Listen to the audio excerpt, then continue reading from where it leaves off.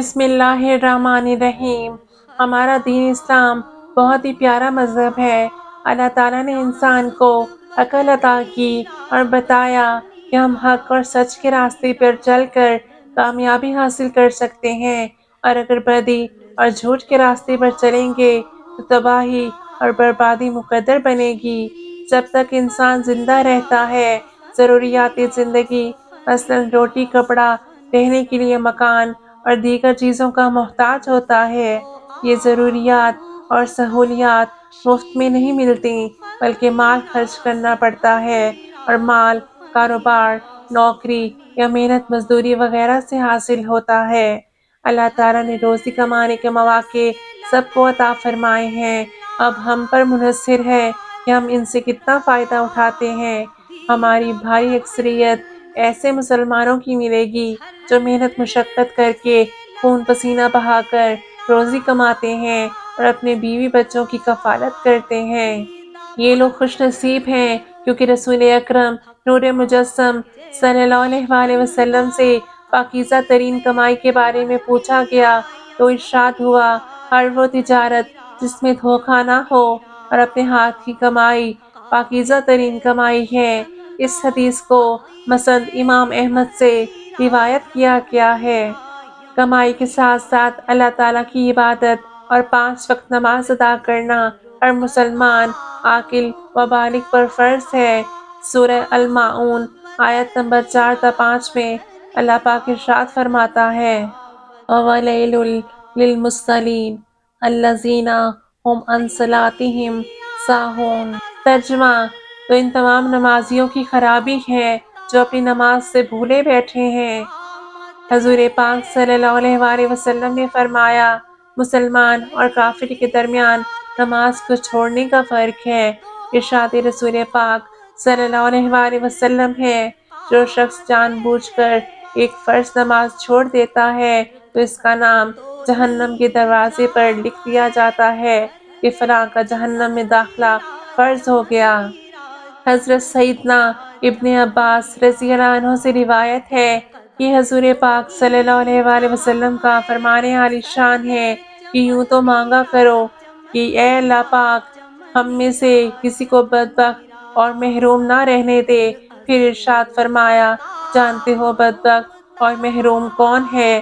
صحابہ کرام رضوان اللہ علیہم اجمعین نے عرض کی، یا رسول اللہ صلی اللہ علیہ وآلہ وسلم، آپ بتا دیجئے، آپ سے زیادہ واضح طور پر اور کون بتا سکتا ہے؟ تو آپ صلی اللہ علیہ وآلہ وسلم نے فرمایا، نماز کو ترک کرنے والا بدبخت و محروم ہے، اس لیے کہ اسلام میں اس کا کچھ حصہ نہیں، اور فرمایا، اپنے بدن میں طاقت و تندرستی کے باعث جو حلال کی بجائے حرام کماتا ہے، اور جب اللہ نے روزی کا وعدہ کیا ہے تو دوسروں سے بھیک کیوں مانگتا ہے؟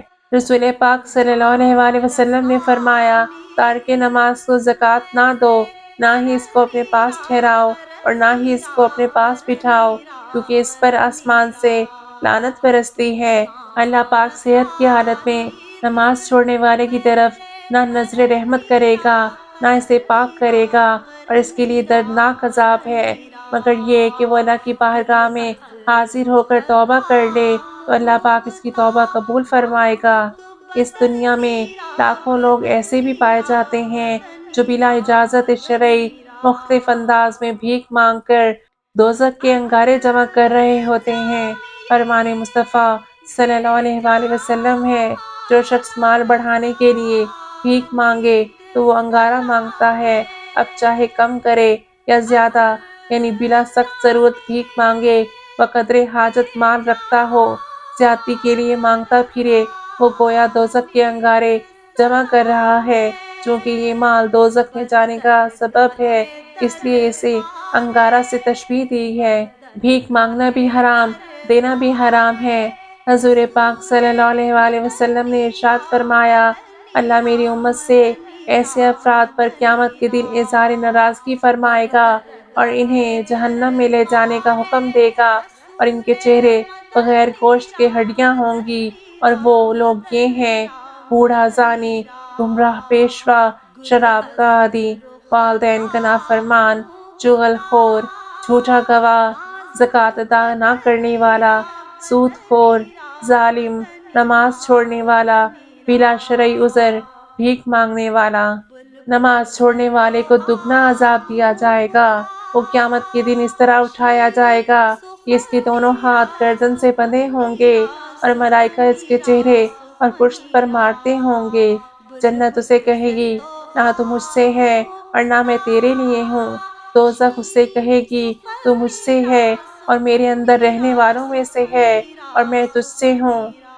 اللہ پاک کی قسم، میرے قریب آ، مجھ سے تجھے سخت عذاب ہوگا۔